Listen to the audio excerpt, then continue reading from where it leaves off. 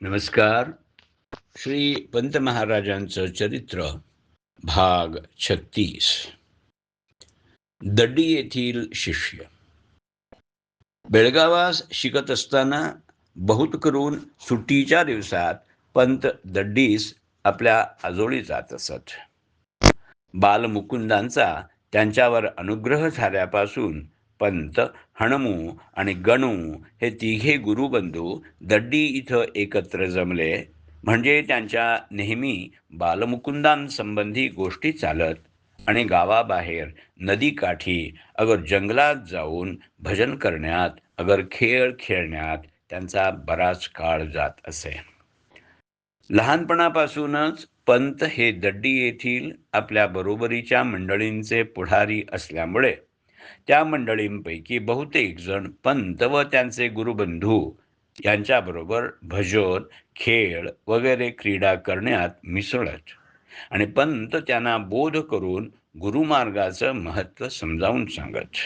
त्यामुळे पंतांच्या बरोबरीच्या बऱ्याच मंडळींना परमार्थासंबंधी गोडी वाटू लागून त्यांनी पंतांकडून अनुग्रह घेतला.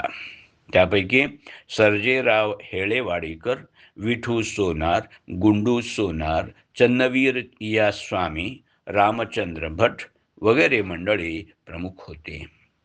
पंतांचा स्वभाव प्रेमळ आणि मनमिळावू असल्यामुळे आणि त्यांची बोधशैली चित्ताकर्षक आणि परिणामकारक असल्यामुळे दड्डी येथील इतर बऱ्याच मंडळींची त्यांच्यावर भक्ती बसली.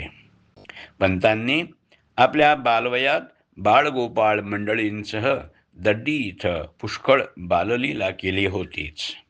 पुढं सद्गुरू बालावधूतांची त्यांच्यावर कृपा झाल्यापासून त्यांच्या ठिकाणच्या लीला प्रियतेत भक्तिप्रेमरसाची भर पडली आणि तेव्हापासून त्यांच्या खेळांना आणि लीलांना दिव्यत्व प्राप्त होऊन त्यांच्याबरोबरच्या मंडळींना करमणुकीबरोबर बोधही मिळू लागला. दड्डीच्या आजूबाजूला निसर्गाची शोभा फारच रमणीय असल्यामुळे आणि तेथील भक्तमंडळी एकनिष्ठ, धाडसी आणि खेळाडू वृत्तीची असल्यामुळे भजनपूजन, टिपरी वगैरे पंतांच्या लीलांचे ते एक मुख्य ठिकाण झाले. बेळगाव येथील आणखी शिष्य.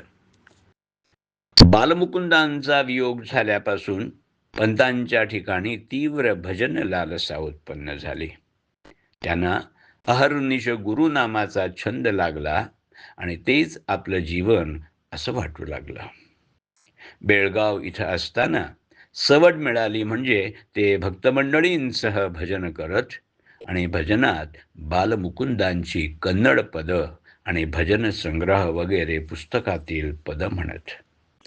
पंतांच्या आणि त्यांच्या गुरुबंधूंच्या सहवासानं त्यांच्या बऱ्याच तरुण आणि होतकरू मित्रांना म्हणजे राघवेंद्र शेषो हुबळीकर उर्फ राघू अवधूत, व्यंकोजी गोंबी, भाऊ जुने बेळगावकर वगैरे मंडळीत भजनाची गोडी उत्पन्न झाली आणि गुरुभक्तीचं महत्त्व पटवून त्यांनी पंतांकडून अनुग्रह घेतला.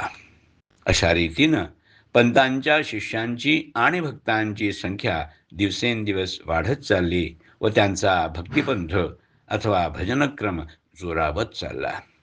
त्याबरोबरच त्यांच्या ठिकाणची प्रबोधन शक्ती अधिकाधिक जोरावत जाऊन त्यांचा बोध, संभाषण, पत्रव्यवहार, लेखन, भजनस्फूर्ती वगैरे मार्गाने अधिकाधिक व्यक्त होऊ लागला आणि सत्शिष्याचं रूपांतर सद्गुरूत होऊ लागलं. म्हणजेच दत्ताचा बालमुकुंदच बनत चालला. जसजसा पंतांचा शिष्यवर्ग वाढत चालला तसतशी यद्यदाचरति श्रेष्ठः तत्तदेवेतरो जनः स यत् प्रमाणं कुरुते लोकस्तदनुवर्तते.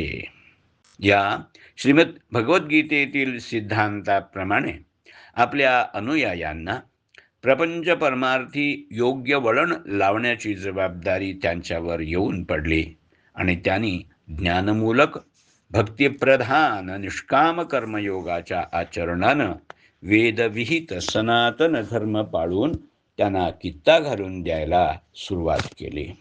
या संबंधी पंत म्हणतात, आपण स्वतः निष्काम असताही साधक हितार्थ यम नियम स्वधर्म कर्म भजन पूजन श्रवण इत्यादी आचरण करून बालमुकुंदांचा शिष्य म्हणजे पंत कित्ता घालू लागला.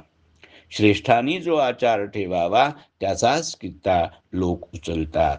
म्हणून दीनशिष्य अनहंकृतीनं फलाशा न धरता साधक जनांसमोर वेदोक्त विधीनं कर्म आचरू लागला. कुंभाराचं काम संपल्यावरही पूर्वभ्रमणानं चक्र फिरतच असतं. त्याप्रमाणे जीवनमुक्ताचे देहधर्म परमस्वभावानं चालत असतात. क्रमशः.